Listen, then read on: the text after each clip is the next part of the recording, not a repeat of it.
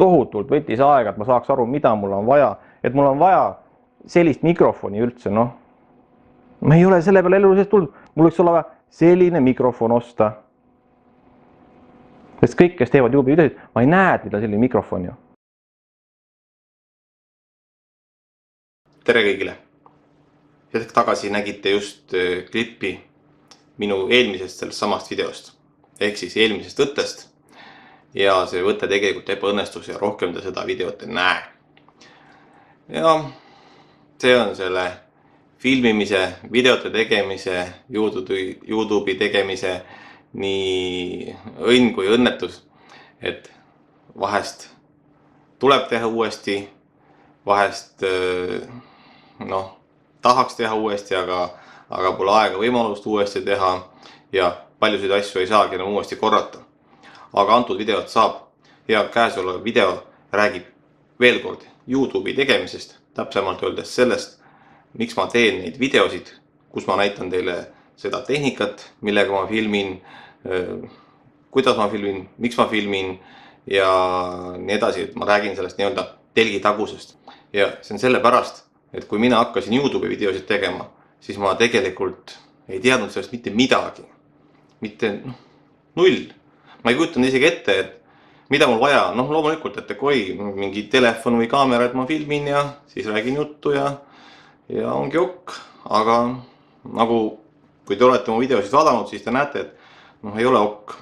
Milleks on vaja selliseid vidinaid, valgusteid, mikrofone, kaameraid. See kõik on selline mitme otsaga teema. Aga kui ma hakkasin tegema YouTube'i videosid, siis selgus, et ma ei saa neid teha nii hästi, kui ma tahaksin. Õigemini, kui ma vaatasin teiste YouTube'i videosid, siis ma vaatan, hulga paremad kui minu omad. Ma tahaks ka natukenegi paremini teha. Ja siis ma hakkasingi uurima, et mis värk on, et mida mul on selleks vaja. Ja selgus, et eesti keeles on selle kohta null informatsiooni sisuliselt. Ainuke info, mis leida on põhimõtteliselt mingi tüdruk sul voodi peal ütleb, et nüüd editin videosid ja siis mul on see kaamera ja siis mul ongi kõik, et selge see, et see ei ole piisav ja see ei ole ka see info, mida ma otsisin. Et tahtsin saada natuke adekvaatsemat infot. Ja inglise keeles on sellist infot väga ja väga palju, aga selle läbitöötamine võttis mul, ma ütleks, päevi ja päevi, et ma suudaksin mingeidki valikuid üldse tegema hakata.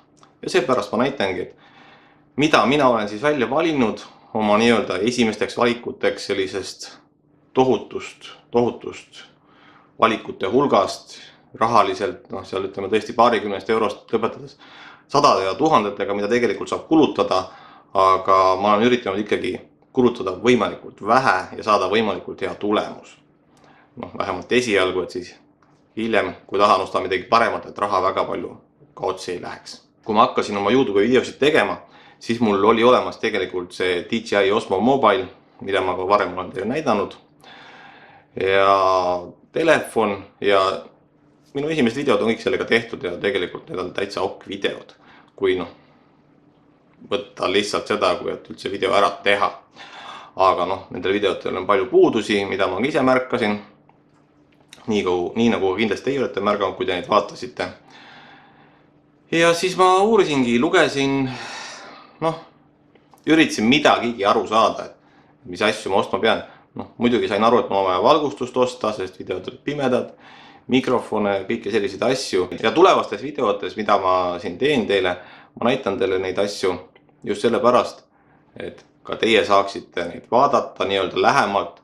Ma räägin teile eesti keeles peale, mis need on, miks nad minu arvates head on, miks nad halvad on ja nii edasi ja nii tagasi. Et anda teile mingitki infot, juhul kui te tahate teha videosid. Ja miks ma tahan, et te teeksite videosid? See on sellepärast, et eesti keeles ei ole mitte midagi vaadata. On väga vähe materjali, mida üldse tahaks vaadata. Millel oleks mingisugustki sisu, mis erineks natukene sellest, et sõin võileiva ära ja eemaldasin plaastriga rinnakarvu. Mingitki natukene sisu tihedamat asja, et tõesti hobidest asjadest, millest iganes, millest keegi teeb, kas või lilledest, midagi muud vaadata oleks. Ja kui enamik inimesi ei ole süvenenud sellesse, kuidas neid videosid tegelikult teha tuleks ja üldse saaks, siis lihtsalt ma näitan neid asju, millega neid filmida saab. jah, noh, ma ise neid filmin, eks ole, nagu isegi aru saate, aga noh, selgelt on tunda seda, et ma ei ole piisavalt osav, ma olen amatöör ja need videod võiksid olla kõvasti paremad selle tehnikaga, mis mul olemas on, aga pole aega seda videote tegemist nii-öelda nii põhjalikult harjutada. Noh, eks kogemused muidugi tulevad ajaga ja tasapisi, et kuhugi kiiret pole. Eks ma loodan, et ka minu videod aja jooksul paranevad.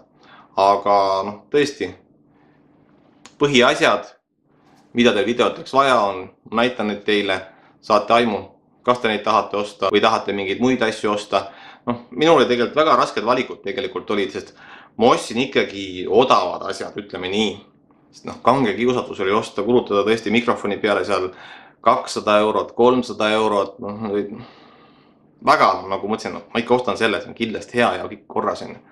Aga samas oli soov nagu proovida erinevaid, et mis neil erinevust on ja nii edasi, et noh, seetõttu ikkagi läksin odavamate peale ja ma ei kahetse oma valikuid. Küll, aga ma kavatsen edaspidi osta midagi paremat. Ja noh, nii on paljude muude asjadega, nagu ka valgustus ja muud asjad, et noh, on ära proovitud, vaatad okei, hea, aga seda asja võiks parandada, sellega on okei. Et noh, sellised asjad tegelikult on nii-öelda päris hea alguspunkt, kust asjaga alustada ja edasi minna.